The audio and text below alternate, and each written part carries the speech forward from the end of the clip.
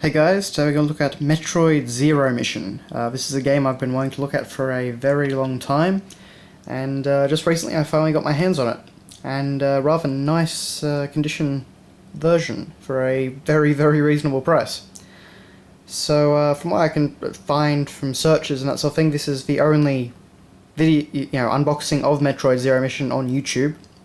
The game, in a good condition box state, has gotten pretty rare, and it can reach some pretty ridiculous prices.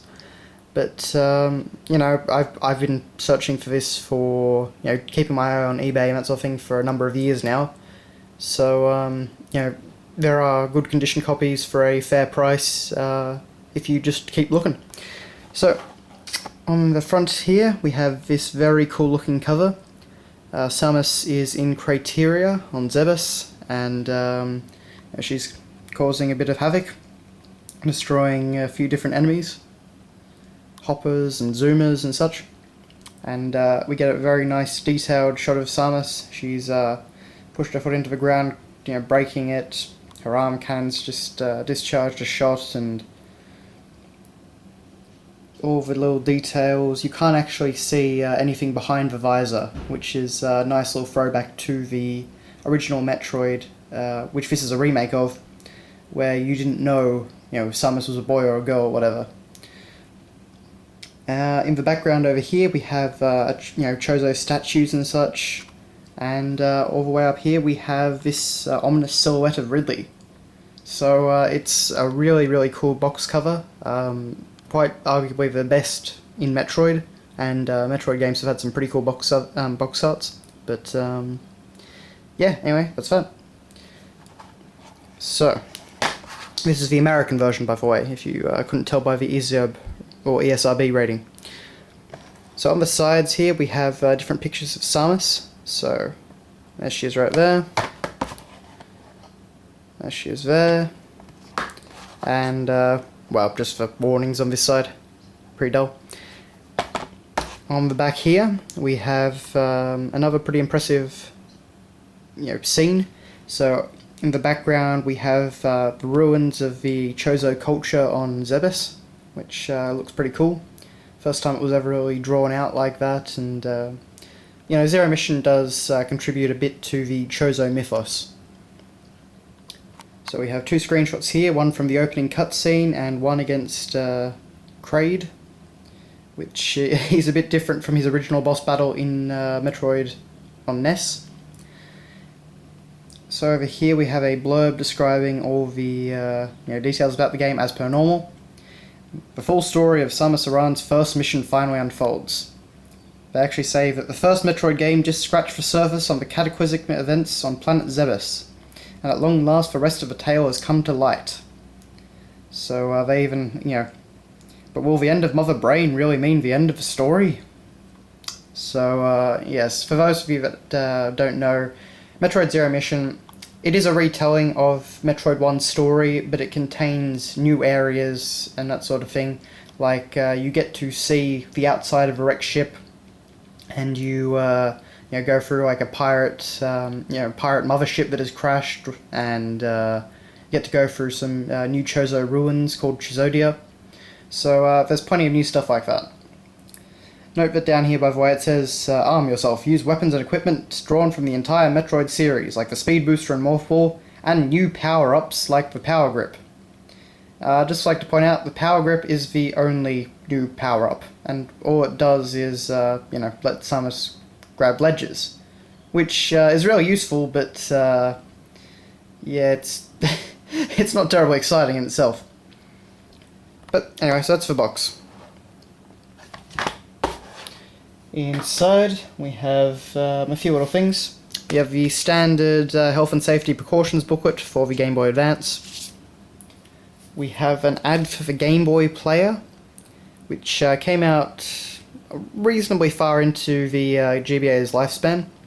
Basically, as it says here, you can play your Game Boy games, or Game Boy Advance games, on your TV using your Nintendo GameCube. So it's just this little black device down here. It clips on underneath the GameCube, and you just insert cartridges in there. And you can play them with the GameCube controller and on the TV. Pretty nifty device. I never had one. Didn't really see much point. I was pretty happy with my GBA SP. But anyway, so we get all these different pictures of cool Game Boy Advance games. So Metroid Fusion and Golden Sun, Final Fantasy Tactics Advance, all that stuff. And there's a good look at the device there. But anyway, so it just goes over all that. That's it works with the e-reader accessory, which some people may remember. So, and you can also choose from 20 different frame designs that border the game image on the TV screen. But anyway, so that's all that. We also get an ad for the Game Boy Advance SP, which had a built-in lighted screen, which was very, very, very welcome. Alright, but moving on from that, we have, of course, the manual. And like any good Metroid game, this manual is a good manual. Mainly for the extra lore that it includes, and artwork. Okay, so on these first 2 pages here, we basically have a retelling of the first 2 or 3 story pages from the original NES manual. Except the stories has been a bit updated. We get a bit more on Samus's backstory. You know, that she grew up on Zebes with the Chozo and all that. So, you know, it's definitely an interesting read. I think they updated the original text quite well. And, you know, made the original Metroid fit in a bit better with the overall universe of Metroid that has been built up. But also, in the game, particularly, there are some nice references to Super Metroid. But, for the most part, the manual is pretty standard. You know, goes through all the controls and that sort of thing. You have a few pieces of artwork, mainly of Samus, in her very nice new art style. We have a map of Zebes, basically, and a description of all the different areas. Also a shot of Samus's ship. So go over everything.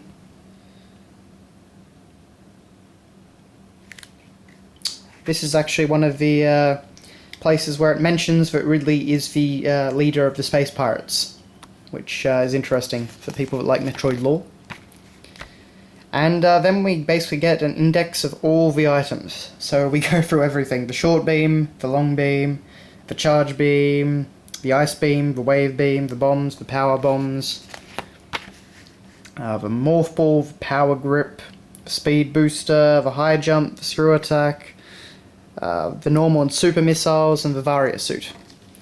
People that have completed Metroid Zero Mission before may notice a few things missing, like the gravity suit, but it leaves them for a bit of a surprise. And we also shows us all the different power-ups that we can find, so all the different upgrades.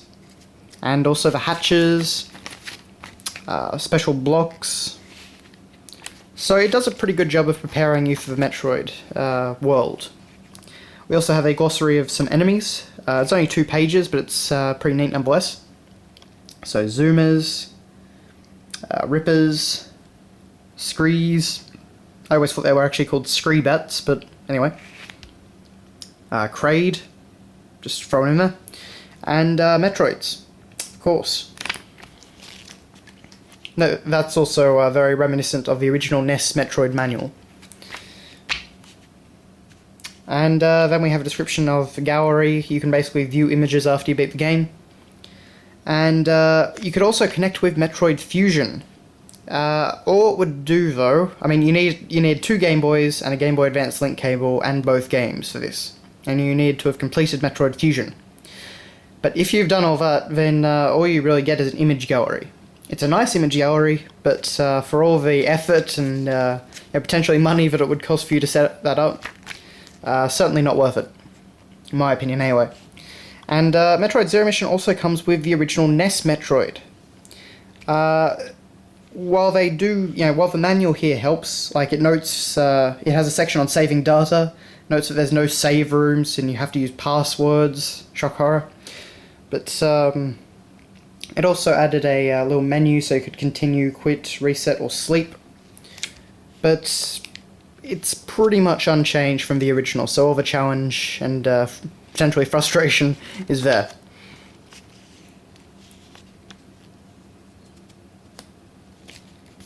So it's just explaining how you can link your systems. And then we get another ad for the Game Boy player, this time actually featuring Zero Mission. And that's that. And finally, of course, we have the cartridge. Pretty similar to the where it appears on the front cover, in front of the kind of purpley space, but it looks pretty cool. So anyway, that's pretty much that.